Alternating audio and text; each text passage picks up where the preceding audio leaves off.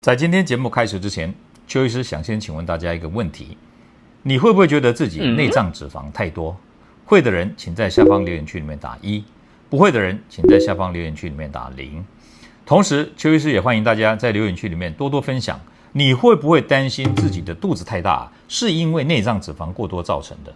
你知不知道內臟脂肪對健康的危害比皮下脂肪還要嚴重呢？你知不知道不靠吃藥也能夠逆轉脂肪肝呢？這都是今天邱醫師要跟大家分享的內容，希望大家把今天的節目看到最後，對你的健康一定有幫助的。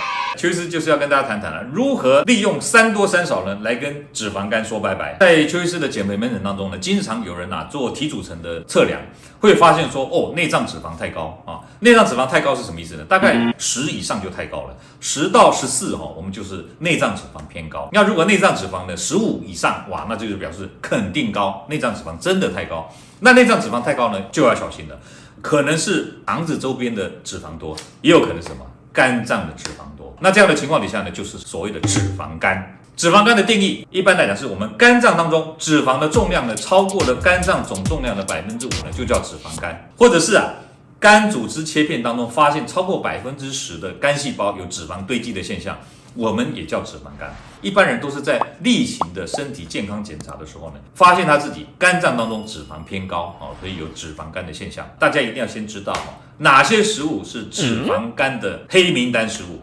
主要呢有3種食物，就是油炸食物、高糖分食物跟酒精飲料。油炸食物大家知道，就是炸雞塊、炸薯條、洋芋片，或者是其他的糖油的混合物，例如像炒飯、炒麵燒餅、油條這一類的東西就是所謂的糖油混合物，因為它是主食類的東西，在烹調的過程當中加入太多的油脂。第二個呢就是高糖食物，高糖食物大家知道除了像蛋糕、點心、餅乾、糖果這些東西以外，包括含糖飲料手搖飲這些東西也叫做高糖食物，因為它在製作過程當中呢，通常會放入了很多的糖分在裡面。最後一個呢就是含酒精的飲料，酒精呢是引起脂肪肝一個很重要的兇手。這3大類的食物如果可以的話，盡量不要碰。接下來邱醫師就是要跟大家談談如何利用3多3少呢來跟脂肪肝說拜拜。3多是哪3多？第一就是要多做燃脂運動。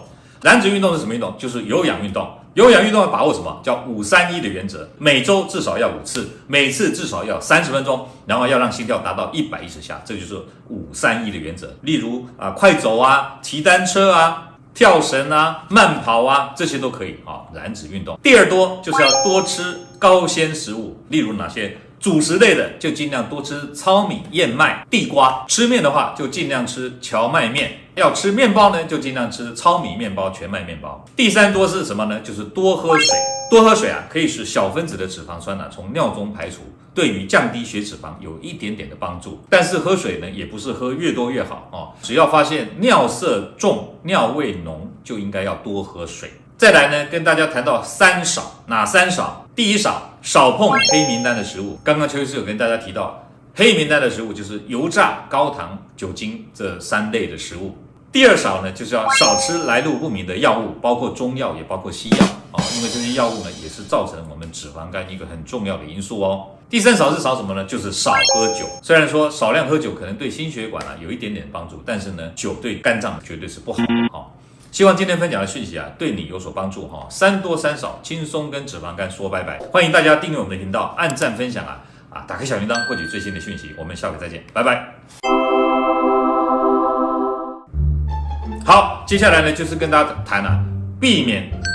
接下来呢，邱醫師就是要跟大家谈谈如何跟酒。接下来呢，邱医師就是要跟大家谈谈如何利用。各位朋友，如果你喜歡我們今天所講的，請在下面按個讚。如果你對我們的內容感到興趣，想要獲得最新的訊息，請按訂閱。下回見。